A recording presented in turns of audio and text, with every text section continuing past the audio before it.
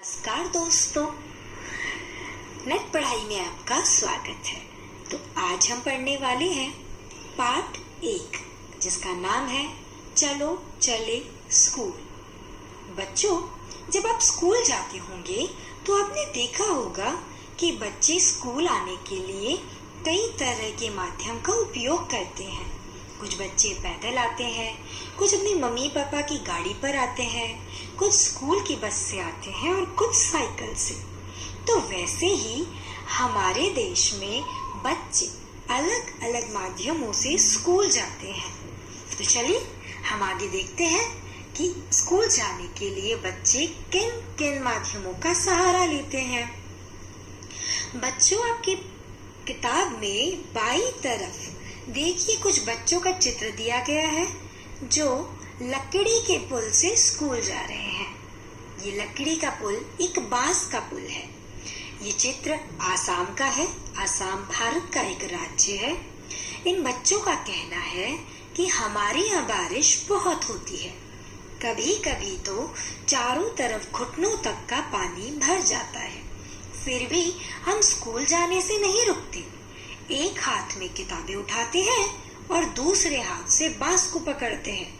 हम जल्दी जल्दी बांस और रस्सी से बना पुल पार कर जाते हैं। क्या बात है दोस्तों, बहुत बढ़िया। पानी भर जाने के बावजूद हमारे ये बच्चे स्कूल जाना नहीं छोड़ते। कहीं आप तो ऐसा नहीं करते? अगली बार इन्हें याद रखिएगा कि इतनी कठिनाई होने के बावजूद ये बच्चे स्कूल जाना नहीं छोड़ते। क्या हम भी ऐसा पुल बना सकते हैं?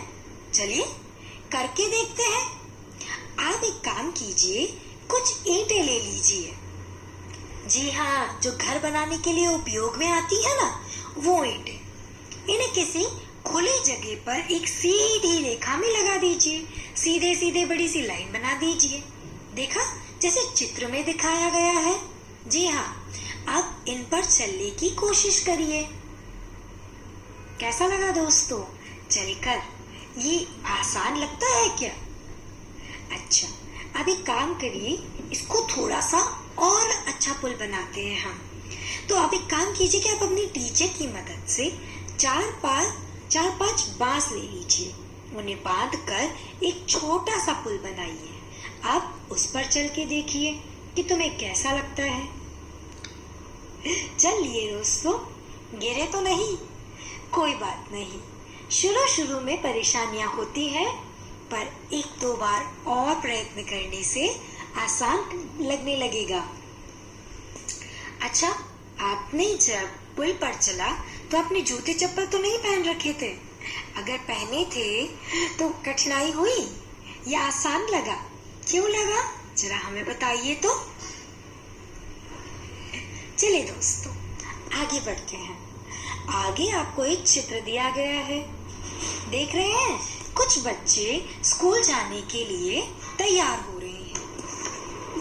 एक बच्चा जो है स्कूल जाने की तैयारी में ट्रॉली में बैठने की कोशिश कर रहा है। पीछे देखिए एक और ट्रॉली है जिसमें कुछ बच्चे बैठे हुए हैं। ये ट्रॉली रस्सी के माध्यम से एक जगह से दूसरी जगह जाती है। बच्चों, ये चित्र लद्दाख का है जो कि भारत का एक राज्य है और जम्मू कश्मीर के पास आया हुआ है। इसे ट्रॉली कहते हैं और इन बच्चों का कहना है कि स्कूल पहुंचने के लिए हमें रोज नदी पार करनी होती है। खूब चौड़ी और गहरी नदी के पार जाती हुई मजबूत लोहे की रस्सी होती है। जो ये ऊपर रस्सी सी बनी हुई है, ये लोहे की है दोस्तों। ये दोनों तरफ से भारी पत्थरों और पेड़ों से कसकर बांधी जाती है। ट्रॉली जो कि लकड़ी का बना हुआ एक झूला है, आप देख रहे हैं चारों तरफ से लकड़ी से बांधकर एक झूला सा बना हुआ है जिसे ट्रॉली कहा जाता है। पुली की मदद से इस रस्सी पर सरकती है। हम 4-5 बच्चे एक साथ ट्रॉली में बैठ जाते हैं और पहुंच जाते हैं नदी के उस पार। बच्चों, ये एक पार से दूसरी पार बैठकर स्कूल जाते हैं। बाप रे, ये तो बहुत प्रयत्न करते हैं स्कूल जाने के लिए।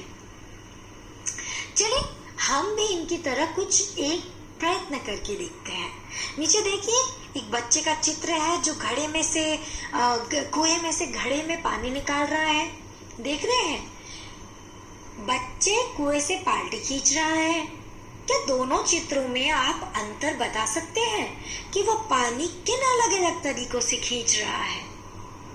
देखिए पहले चित्र में बच्चा सीधा रस्सी पकड़ के पानी को ऊपर खींचकर घड़े में निकाल रहा है और दूसरे में उसने एक घिरनी लगाई हुई है। घिरनी एक गोलाकार पत्थर से बनी होती है जिसके आजू बाजू यानी कि आसपास रस्सी को कसकर ऊपर बिठाया जाता है और रस्सी खींची जाती है। रस्सी के खींचते ही घिरनी अपने आप घूमने लगती है और रस्सी को खींचना थोड़ा सा आसान हो जाता है। तो ये बताइए कि आपने अपने आसपास कहाँ-कहाँ पुली का प्रयोग होते देखा है और उसकी एक सूची बनाइए, अपनी कॉपी में लिखिए और हमें बताइए। जैसे कि हमने दूसरे वाले चित्र में देखा, तुम भी चरखी या खाली धागे की रील से पुली बनाकर कुछ सामान उठाने की कोशिश कर सकते हो। देखिए एक बच्ची खटिया के दोनों पायों पर रस्सी को बांधकर घेरनी और पुली के जरिए एक सामान उठाने की कोशिश कर रही है। आप भी अपने घर में लगी हुई किसी भी पाइप या रॉड के इर्द गिर्द रस्सी से घिरनी बनाकर और पुली बनाकर एक तरफ सामान को लटका कर देखिए कि सामान को कितनी आसानी से खींचा जा सकता है। चलिए बच्चे, हम पाठ के आगे पहुंचते हैं जहां पर हमें एक सीमेंट का पुल दिखाई पड़ रहा है। बच्चों अपने पार्क में घूमते समय भी ऐसा पुल देखा होगा। इसके अलावा छोटे छोटे गांवों में जहां से नहर और कैनाल या फिर नदी, जो पतली सी नदी निकलती है, वहां पर एक रास्ते से दूसरे रास्ते जाने के लिए इस तरह का छोटा सा पुल बनाया जाता है। तो इस पुल के बारे में हम पढ़ते हैं कि हमें कई बार कई जगह पानी पार करना पड़ता है, तब हम भी पुल से जाते हैं। ये सीमेंट, ईंटों और लोहे के सरियों से बने होते हैं और पुल पर चढ़ने और उतरने के लिए सीढ़ियां भी लगी होती होगी। मैं जानती हूँ आपने कभी न कभी कहीं न कहीं इस पुल को पार किया होगा। तो आप ये बताइए कि ये पुल बांस के बने हुए पुल से किस तरह से अलग है? सोचिए, बांस के पुल और इस पुल में क्या अंतर लग रहा है? अब आप अंदाज लगाइए कि इस पुल को एक समय में कितने लोग पार कर सकते हैं। ये पुल कितने लोगों का वजन ढो सकता है। अभी आपने देखा कि किस तरह से बच्चे अलग अलग पुलों की मदद से ऊबड़ खाबड़ रास्ते और नदियों को पार करके स्कूल पहुंचते हैं। अगर तुम्हें मौका मिले बच्चों, तो तुम कौन से पुल से जाना चाहोगे और क्यों? आपने उसी पुल का चयन क्यों किया? अच्छा, आप ये बताइए कि जब आप स्कूल जाते हैं तो क्या आप भी किसी पुल को पार करते हैं? और वो पुल कैसा दिखाई देता है? जरा सोचिए आंखें बंद कर कर और चलिए जल्दी से उस पुल का चित्र बनाइए। अच्छा, बहुत बढ़िया। चलिए आगे चलते हैं। आपके घर में दादा दादी या कोई भी बड़ा है, जैसे कि मम्मी पापा या आस पड़ोस में कोई बड़े हैं, तो उनसे पता करिए कि उनके बचपन के समय में पुल कैसे होते थे। क्या उन्होंने भी कोई पुल बनाए हैं? बच्चों, आपके घर के आसपास किसी पुल या पुलिया को देखो और उसके बारे में पता करो कि वह कहाँ बना है। पानी पर बना हुआ है, सड़क पर बना हुआ है, पहाड़ों के बीच बना हुआ है या कहीं और बना हुआ है। आप ये भी पता करिए कि उस पुल को कौन कौन पार करता है। लोग ही जाते हैं वहाँ, जानवर जाते हैं या गाड़ियां भी जाती है? आपका ये पुल पुराना सा लगता है या नया सा लगता है? हाँ, ये भी पता करिएगा कि आपका ये पुल किन किन चीजों से बना है और उनकी एक सूची बनाओ और किताब में लिखकर हमें बताओ। अच्छा दोस्तों, आपको चित्र बनाना तो बहुत पसंद होगा, तो चलिए आपके इस पुल का चित्र बनाइए। पुल पर चलती ट्रेन, गाड़ियां, जानवर और चलते हुए लोग दिखाना मत भूलिएगा दोस्तों। अच्छा दोस्तों, पुल के बारे में तो हमने बात करी। आप ये भी बताइए कि अगर पुल नहीं होता तो आपको क्या क्या परेशानियां होती? आप उस पुल के बिना क्या क्या करते? चलिए दोस्तों, ये तो कुछ सवाल हुए। अब पाठ की तरफ आगे बढ़ते हैं, पर आगे बढ़ने से पहले पूछे गए इन सवालों का जवाब देना मत भूलिएगा। दोस्तों, आप नीचे एक चित्र देख रहे हैं जिसमें एक बच्चा बाहें फैलाए नाव में से उतरने की कोशिश कर रहा है। ये दृश्य केरल से लिया गया है बच्चों। केरल भारत का ही एक राज्य है। ये बच्चे, केरल के कुछ बच्चे पानी को पार करने के लिए वल्लम, जिसे कि नाव कहते हैं, जो लकड़ी की बनी होती है और आकार में छोटी होती है, उस वल्लम में बैठकर स्कूल तक पहुंचते हैं। बाप रे, ये बच्चे स्कूल पहुंचने के लिए कितनी परेशानियों का सामना करते हैं। तो बच्चों, क्या तुमने भी कभी किसी और तरह की नाव देखी है? और आप ये भी बताइए कि पानी को पार करने के और क्या क्या तरीके हो सकते हैं। पानी के एक पार से दूसरी तरफ जाने के लिए हम और किन किन चीजों का इस्तेमाल करते हैं? बताइएगा जरूर, लिखना भूलना मत। चलिए दोस्त, नीचे की तरफ देखिए, एक चित्र दिया गया है। देख रहे हैं ये कौन जानवर है? जरा पता तो करिए, दिमाग दौड़ाइए बच्चों। जी हाँ, ये ऊंट है। ये गाड़ी ढो रहा है। बच्चों, ऊंट हमें हर जगह दिख सकते हैं, पर राजस्थान में ऊंट ज्यादातर देखने को मिलते हैं। कहाँ? क्योंकि वहाँ पर मिट्टी होती है और ऊंट मिट्टी पर और रेत में आसानी से चल सकता है। आप ये बताइए, क्या आप कभी ऊंट गाड़ी या तांगे पर बैठे हो? और बैठे हो तो कहाँ बैठे हो? आप खुद से चढ़े थे या आपको किसी ने बैठाया था उठाकर? जल्दी से बताइए। अच्छा, जब आप उस गाड़ी पर बैठे थे तो आपको कैसा लगा था? अपना अनुभव अपने कक्षा में अपने दोस्तों और टीचर के साथ शेयर कीजिए, उनसे साझा कीजिए, बताइए हमें। बच्चों, जैसे हमने ऊंट गाड़ी देखी, वैसे ही बैलगाड़ी भी होती है। ऊंट गाड़ी को ऊंट गाड़ी ढोती है, ऊंट ढोते हैं, और बैलगाड़ी को बैल ढोते हैं। जैसे कि आप देख रहे हो, दो बैलों की जोड़ी ने पूरी गाड़ी को ढो रखा है। इन बच्चों का कहना है कि हम बैलगाड़ी पर बैठकर हरे भरे खेतों में से धीरे धीरे निकलते हुए स्कूल पहुंचते हैं। तेज धूप और बारिश हो तो हम अपनी छतरियां खोल लेते हैं। देखिए, ये मैदानी इलाका यानी कि खुले हुए प्रदेश है, जहाँ पे मिट्टी और मैदानों का भाग ज्यादा है।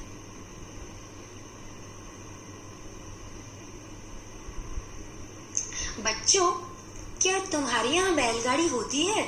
अपने आसपास आपने बैलगाड़ियाँ देखी है?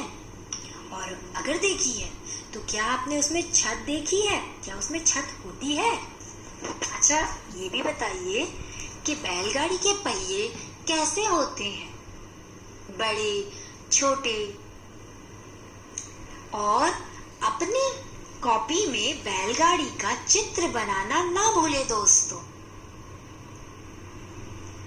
बच्चों, हमने शुरुआत में बात की कि कुछ बच्चे स्कूल जाने के लिए अलग अलग साधन का सहारा लेते हैं, स्कूल बस, मम्मी पापा की गाड़ी और कुछ अपनी साइकिल। वैसे ही ये बच्चे स्कूल जाने के लिए साइकिल का सहारा ले रहे हैं। आइए ये क्या कहना चाहते हैं, इनकी बात सुने। साइकिल की सवारी। हम लंबे रास्तों पर साइकिल चलाकर स्कूल जाते हैं। पहले तो स्कूल दूर होने के कारण कई लड़कियां स्कूल जा ही नहीं पाती थी, पर अब 7-8 लड़कियों की टोली मुश्किल रास्तों को भी पार कर जाती है। हाँ दोस्त, साइकिल ने हमारे समय की बहुत बचत की है। पास ही के किसी गांव में या पास ही की किसी जगह पर जाने के लिए साइकिल से हम बहुत आसानी से एक जगह से दूसरी जगह जा पाते हैं। क्या आपके स्कूल में बच्चे साइकिल से आते हैं? अगर आते हैं तो कितने बच्चे साइकिल से आते होंगे? जरा सोच के तो बताइए। क्या आपको साइकिल चलाने आती है? यदि हाँ, तो आपको वो साइकिल किसने सिखाई? आपने किससे सीखी वो साइकिल चलाना? आगे बढ़ने से पहले के जवाब देना ना भूलें। जवाब अपनी कॉपी में लिखें और अपनी टीचर से भी साझा करें। देखिए दोस्तों, नीचे एक बहुत ही अच्छी सी गाड़ी बनी हुई है। देखिए है, कितनी अलग सी लग रही है ना। ये गाड़ी को जुगाड़ का नाम दिया गया है। जी हाँ, ये 2 तरह के वाहनों से बनकर मिली है। इसे हमारे यहाँ के गांव में फटफटी भी कहते हैं, और कच्छ, जो कि गुजरात राज्य में स्थित है, वहाँ के गांवों में रेती भरे इलाकों में जाने के लिए इसका उपयोग बहुत होता है। अलग अलग गांवों में भी इसका उपयोग किया जाता है। वैसे इसका नाम जुगाड़ है। ये गाड़ी फटफट करती हुई चलती है, इसी की वजह से हमारे यहाँ इसे फटफटी भी कहती है ना शानदार। आगे से ये मोटर बाइक का हिस्सा है और पीछे से लकड़ी के फट्टों से एक तय बना दी जाती है, तना बना दिया जाता है, जिसमें करीबन 10 से 12 लोग बैठ सकते हैं। यहाँ लकड़ी के फट्टों को इस्तेमाल करके बैठने के लिए बेंच आकार भी बनाया जाता है। हाँ, गाँव में जब ज्यादा लोगों को सवारी की जरूरत होती है तो इस फटफटी पर जुगाड़ पर लटक के भी लोग जाते हैं। क्या तुम्हारे इलाके में भी इस तरह की गाड़ी होती है? तुम्हारे यहाँ इसे क्या कहते हैं? जैसे कि मैंने कहा ना, हमारे यहाँ इसे फटफटी कहते हैं। तो आपके गांव और इलाके में इस गाड़ी का क्या नाम है? तुम ऐसी गाड़ी में बैठना पसंद करोगे बच्चों? अच्छा, अगर हाँ तो क्यों? अच्छा, इसे हमने जुगाड़ का नाम दिया है, तो तुम बता सकते हो कि इस गाड़ी को जुगाड़ क्यों कहते हैं? बिल्कुल, हमने इस बारे में बात करी है। जरा ध्यान लगाइए। आपको पता है जुगाड़ क्या होता है? आपने कई सारी एडवर्टीजमेंट या फिर पिक्चरों में भी देखा होगा। जब पुराना बचा सामान, हाँ, आपके घर में भी ये चीज होती होगी कि कुछ पुराना बचा हुआ सामान जब बचता है तो हम उस पुराने सामान से कुछ नई चीज बना लेते हैं, जिससे हमें पुराने सामान को बेचना ना पड़े और नई चीज को खरीदने का खर्चा ना हो। तो हम पुरानी चीजों से ही कुछ नया बना लेते हैं, उसे हम जुगाड़ कहते हैं। सोचो, क्या कोई ऐसी जगह है जहाँ गाड़ी नहीं पहुंच सकती? है तो बताइए, ऐसी जगह कौन सी है?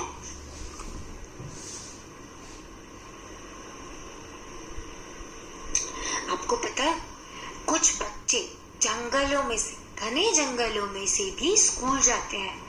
बाप रे, ये बच्चे बहुत साहस करते हैं। देखिए, ये बच्चे क्या कहते हैं? स्कूल पहुंचने के लिए हमें घने जंगल से निकलना पड़ता है। कहीं कहीं जंगल इतना घना होता है कि दिन में भी रात जैसा सन्नाटा लगता है।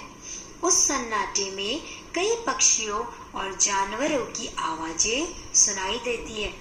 आप मानते हैं ना कि ये बच्चे बहुत साहसी हैं और बहुत कर्मठ। क्या आप कभी इन घने जंगलों में से या ऐसी जगहों से गुजरे हो? अगर हाँ, तो कहाँ से गुजरे हो? अपने अनुभवों को कॉपी में लिखिए। क्या आप पक्षियों की आवाजें सुनते हैं? क्या आप उनकी आवाजें पहचान सकते हैं कि कौन सी आवाज किस पक्षी की है? क्या बात है, बहुत खूब। तो आप ये भी बताइए कि कितने पक्षियों की आवाज आप निकाल सकते हैं? मुझे एक आती है, मिट्ठू मिट्ठू। तोता ऐसे ही कहता है ना। अब आप निकाल के बताइए कि आपको किस और पक्षी की आवाज आती है। चलिए बच्चों, हम पाठ को आगे बढ़ाते हैं। आप देख रहे हैं कुछ बच्चे बर्फ पे चल रहे हैं। ये उत्तर की पहाड़ियां हैं जहाँ पे बर्फ गिरती है। देखिए बच्चे, ये क्या कहते हैं, चलिए सुनते हैं।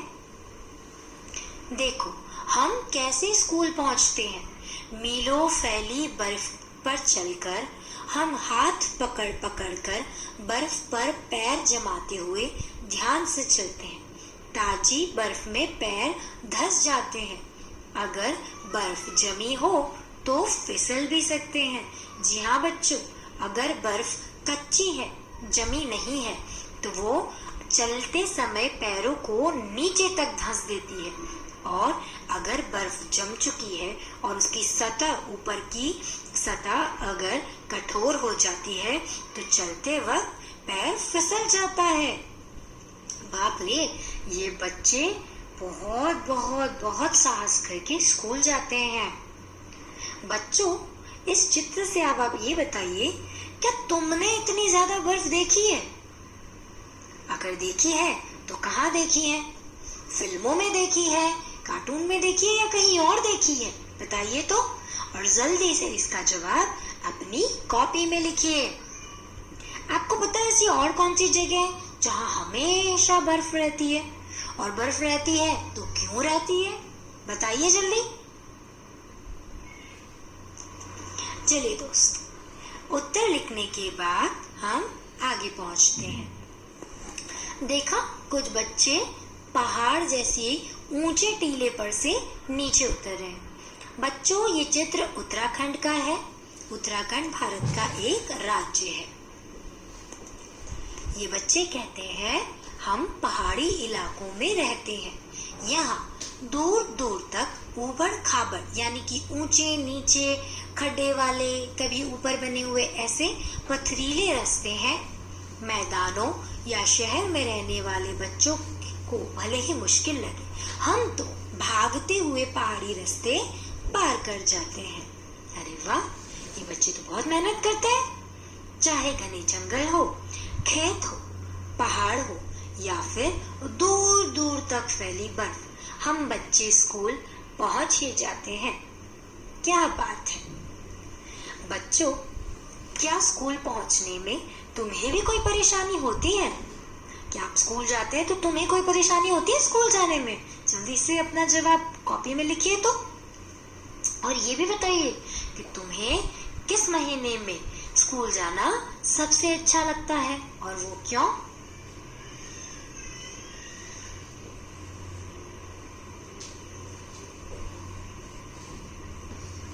देखो बच्चों, यहाँ पर चाल की बात की गई है। चाल मतलब चलने की कला। अब यहाँ पर कुछ बच्चे अलग अलग जगहों से स्कूल जा रहे हैं तो उनकी चाल के बारे में हम बात करते हैं। मैदान में या स्कूल में किसी खुली जगह पर सब बच्चे इकट्ठे हो जाओ। चलिए, अब आप सभी गोला बना लीजिए और अकेले हो तो अपने भाई बहन को भी शामिल कर लीजिए। अब नीचे दी गई स्थितियों में तुम कैसे चलोगे, चल के दिखाइए तो। अगर जमीन एकदम गुलाब की पंखुड़ियों जैसी हो तो कैसी चाल होगी, जरा चल के बताइए तो। गुलाब की पंखुड़ियों जैसी मतलब एकदम लचीली और एकदम फिसलन तरीके की। दूसरा, अगर जमीन कांटों भरे मैदान में बदल गई हो और आसपास ऊंची ऊंची घास हो तो चाल कैसी होगी, बताइए जरा। और तीसरी एक्टिविटी है, अगर जमीन ठंडी ठंडी बर्फ से ढक गई हो, ऐसे समय में क्या हर बार तुम्हारी चाल बदली? चर्चा करिए।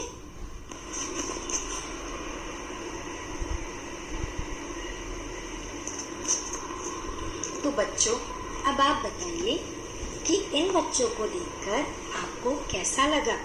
देखा बच्चों, हम कई बार स्कूल जाने के लिए तरह तरह के बहाने बनाते हैं ताकि हमें स्कूल ना जाना पड़े, पर ये बच्चे कितनी कठिनाई और परिश्रम के बाद भी स्कूल आते हैं। तो आगे से जब भी आप स्कूल जाएं, कोई बहाना ना बनाएं और अच्छे से अपनी पढ़ाई मन लगा कर करें। बाय बाय बच्चों।